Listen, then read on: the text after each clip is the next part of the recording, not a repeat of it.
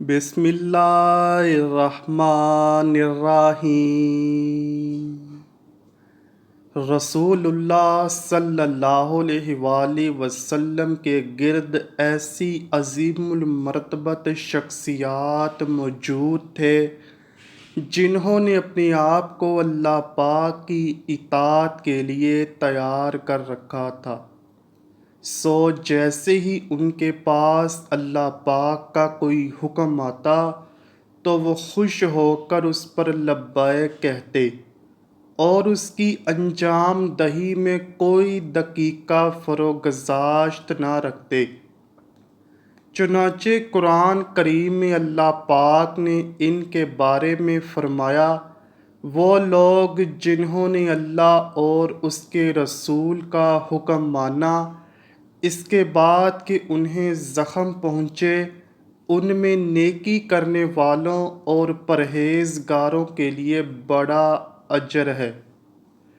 صحابہ کرام کی یہ استجابت خاص طور پر دو میدانوں میں بہت زیادہ ظاہر ہے۔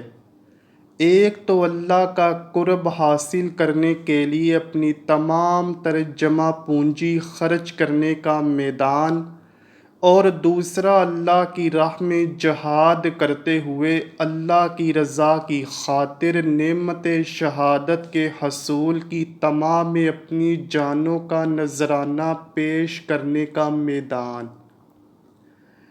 انہی عظیم شخصیات میں سے ایک صحابی وفی باذل تقی مجاہد ذکی حضرت ثابت بن الدہداء رضی اللہ تعالیٰ عنہ ہیں، جنہوں نے ان دو میدانوں میں اس طرح نمایاں کامیابی حاصل کی کہ کھجور کے 600 درختوں پر مشتمل اپنا سب سے قیمتی باغ راہ خدا میں صرف کیا، اور غزوہ احد میں حضور پاک صلی اللہ علیہ وآلہ وسلم کے قدموں میں اپنی جان نچھاور کرتے ہوئے جام شہادت نوش کیا۔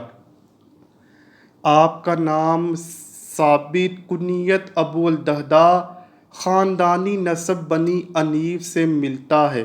سلسلہ نسب اس طرح ہے: ثابت بن الدہداء بن نعیم بن غنیم بن ایاس۔ حضرت ابو الدہداء رضی اللہ تعالیٰ عنہ صاحب حیثیت صحابہ کرام میں سے ایک ہیں۔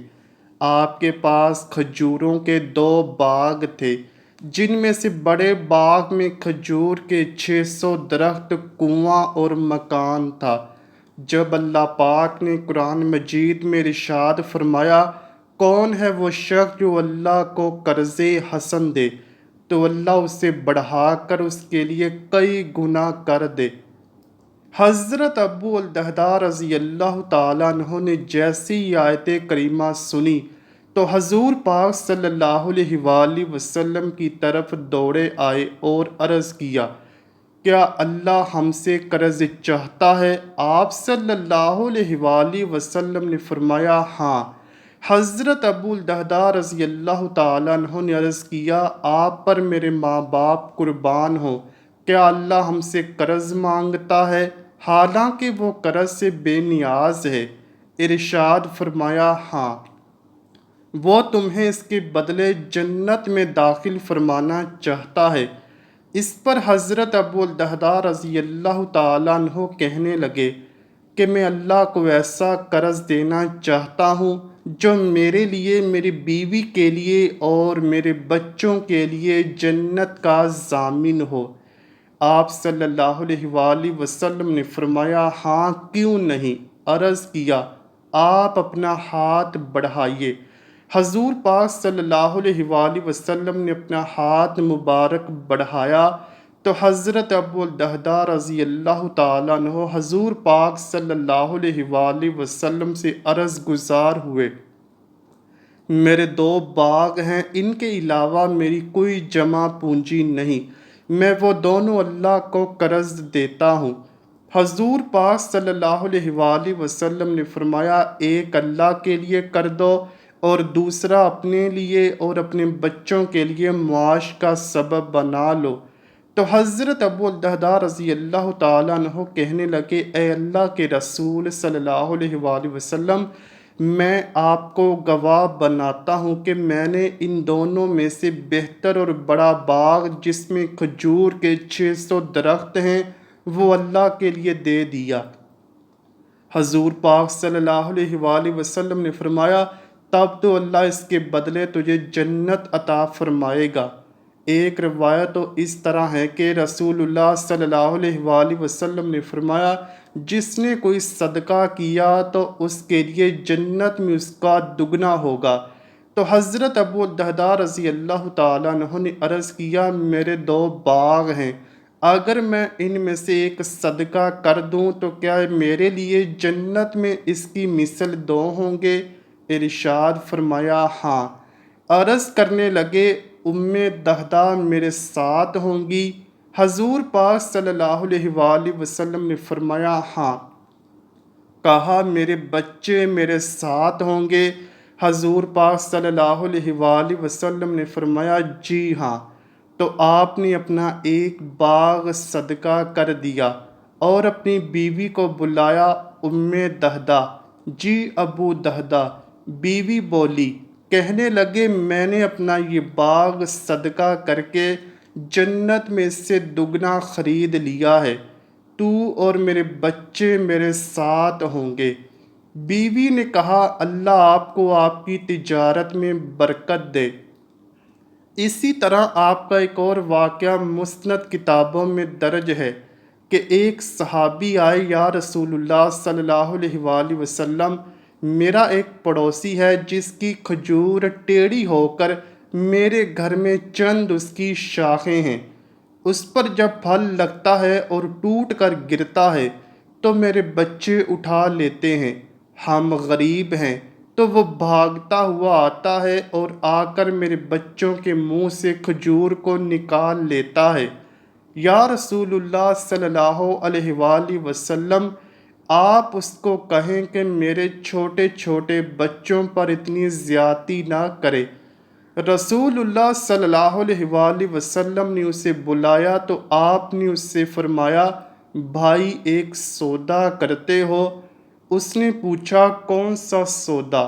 آپ صلی اللہ علیہ وآلہ وسلم نے فرمایا، یہ کھجور کا درخت مجھے دے دو اور اس کے بدلے میں تمہیں جنت میں کھجور کا درخت لے کر دوں گا۔ وہ کہنے لگا، یا رسول اللہ صلی اللہ علیہ وآلہ وسلم، یہ اصل میں میرے بچوں کو بہت پسند ہے، اگر کوئی اور کھجور ہوتی تو میں دے دیتا، تو یہ میری معذرت ہے یا رسول اللہ صلی اللہ علیہ وآلہ وسلم، اور چلا گیا۔ ایک صحابی بیٹھے تھے، حضرت ابو الدہداء رضی اللہ تعالیٰ عنہ، وہ کہنے لگے، یا رسول اللہ صلی اللہ علیہ وآلہ وسلم، اگر میں وہ کھجور کا درخت لے دوں تو مجھے جنت میں کھجور کا درخت لے دیں گے؟ آپ صلی اللہ علیہ وآلہ وسلم نے فرمایا، ہاں، تو مجھے لے دے، اس کے بدلے میں تمہیں جنت کا کھجور درخت لے کر دوں گا۔ وہ صحابی اٹھے اور اس شخص کے پیچھے چلے گئے اور اسے بلایا، اے بھائی بات سنو، کھجور کا درخت کتنے کا بیچو گے؟ اس نے کہا، میں نے اللہ کے نبی کو نہیں دیا، تمہیں کیسے دے دوں؟ انہوں نے کہا، اچھا بھائی منہ سے بول، کتنے پیسے لوگے؟